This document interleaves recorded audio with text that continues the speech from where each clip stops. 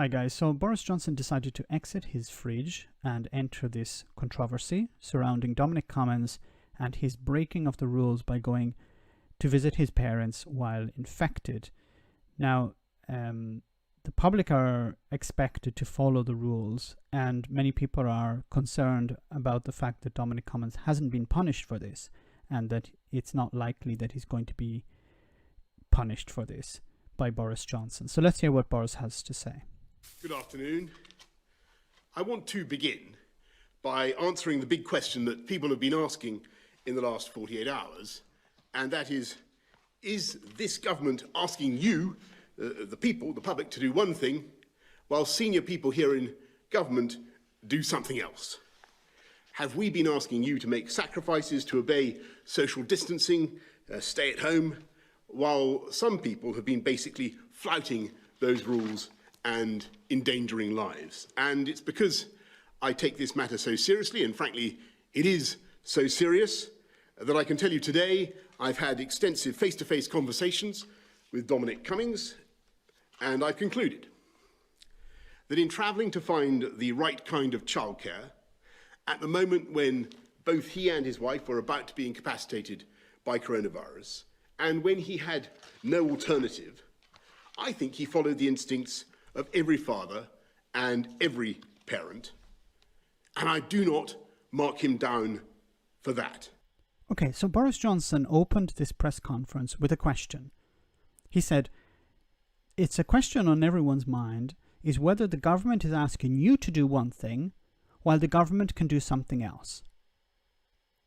And he hasn't even answered his own question. I didn't put the question in Boris Johnson's mouth. He read the question himself. And he hasn't answered the question. He hasn't said, yes, the government has asked the public to do one thing, but we're going to do something different. Or, no, the government has not asked the public to do one thing and senior members of government to do something else. So Boris Johnson has opened a press conference to respond. He put the word out. He presented this question. He read out the question himself. Once again, I did not put the question in his mouth. He wasn't asked to answer this question. He presented the question.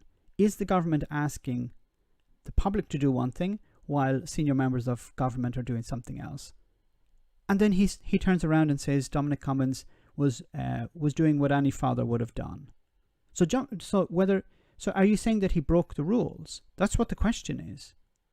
It's not whether he was legitimate in breaking the rules, or he had a perfect reason for doing so, or it was a lapse of judgment. And the next point I want to say is, you have said I don't mark him down for that. I don't care whether you mark him down for it. If he broke the rules, he broke the rules. You are not the arbiter of the rules. You are the Prime Minister, yes. But you don't decide who can break the rules and who can't break the rules. The rules are for everyone, or they're not for everyone. But if you had come out at the beginning and said, look, there are two sets of rules. One is for the public and one is for senior members of government. Then there would be no problem here. And though there have been many other allegations about what happened when he was in self-isolation and thereafter, some of them palpably false, I believe that in every respect he has acted responsibly and legally and with integrity. But what about the rules? Did he stay at home? No. Was he infected when he travelled? Yes. Did he have a legitimate reason? I don't think he had a legitimate reason. He said that he needed to take his children to their grandparents, his parents. So he travelled. He was sick. He was ill. He was infected, sorry. And he travelled with his children to elderly people.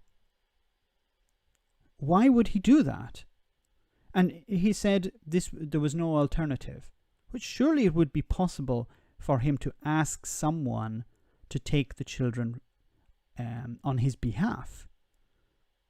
Also, if he's a senior member of government, surely it would be possible for him to ask someone within the government to take the children for him, or to hold the children for a period of time until he made a full recovery.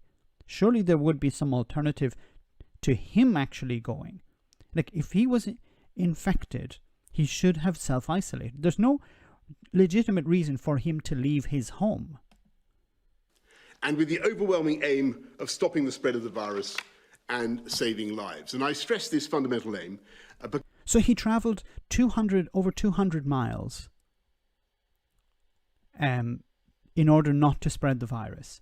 So let's just imagine that for a moment. He got in his car and he travelled 200 miles. Now, I don't know whether he drove constantly for 200 miles, or perhaps he stopped at a petrol station, put petrol in his car. Maybe he went into the station that's there and bought some sweets for his children. Maybe he had a snack. Maybe he handed someone cash. I don't know if he done these things. We don't know. You don't know. Well, maybe he told you he didn't do it, but how do you know? Do we have a record of his movements? No, we don't. And what about when he arrived at his parents'? He self-isolated, but surely he got in contact with his parents. Because it's thanks to this country's collective resolve in achieving that aim that we continue to make progress. And then you have idiots who take a step back, who, whatever progress the people have made, destroy that. And I'm not just talking about Dominic Cummings here. If it was any other member of the public, it would be the same. The public are doing their job. They're self-isolating. If they're infected, they're maintaining social distancing. And then you have an idiot like Dominic Cummings who's destroying all of that. Now, if it's the local village idiot who did it, it's one thing. But it's a senior member of government who did this. So let me give you today's figures. 3,458,905 tests for coronavirus have now been carried out in the UK, including 110,401 tests carried out yesterday. 259,559 people have tested positive, and that's an increase of 2,409 cases. And how many of those were infected by Dominic Cummings? Since yesterday, smaller increase than we were seeing over the last few weeks.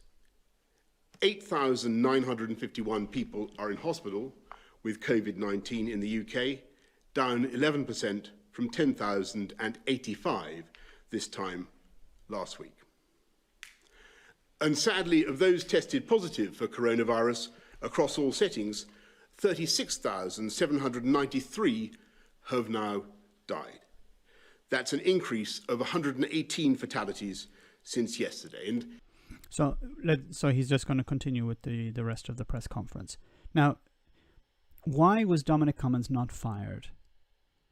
I think there is a lot of pressure within the Conservative Party to get rid of Dominic Cummings, because Dominic Cummings is a problem. Dominic Cummings wants to redirect the Conservative Party in a particular direction. He wants to fill offices with his supporters, with people who think like Dominic Cummings. And this is a problem for the Conservative Party. Now, there's probably a lot of pressure on Boris Johnson to get rid of Cummings, but Dominic Cummings is very important to Boris Johnson. So Boris Johnson is on a bit of a knife edge, because if he gets rid of Cummings, there's a highly likely scenario where some information about Boris Johnson is released to the public immediately after, and that would destroy his career. So I think Dominic Cummings has some sort of hold over Boris Johnson.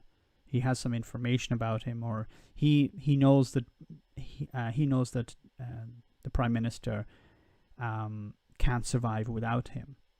And then probably on the other side, the Conservative Party want to get rid of Cummings, but they know that Cummings has helped them arrive at this huge majority they have in Parliament. So they're afraid also to get rid of him for that matter. But of course there are people within the Conservative Party who are worried about their position, who are worried about the growing influence Dominic Cummings has and would like to see the end of him, like to see the back of him, see him gone. But I don't know if those people have enough power at the moment, or if they're loud enough, or if that group who want to see Cummings removed are sufficiently large that they could convince the Conservative Party to remove Cummings. You have to remember also that, and I talked about this before, Cummings is not a member of Parliament. He's not even a member of the Conservative Party. He's just an advisor. But he is seen somewhat as a Rasputin figure, someone who is manipulating the Prime Minister. And he is quite successful in his ways of working. He has successfully got Boris Johnson elected with a huge majority. He was instrumental in the Brexit vote, and also the slogan making around Brexit, which were successful in convincing people to support Brexit. So I think both the Conservative Party and Boris Johnson are weary about getting rid of Cummings, but certainly the Conservative Party are more likely to push Cummings out. Let me know in the comments, guys, what you think. Are you convinced about Boris Johnson's reasons for keeping Cummings on board? And are you convinced about Dominic Cummings' reasons for actually breaking the rules? Let me know. As always, your comments are greatly appreciated. Thanks. Why not become a Patreon and enjoy access to our Discord server where we share news, chat, and have some fun?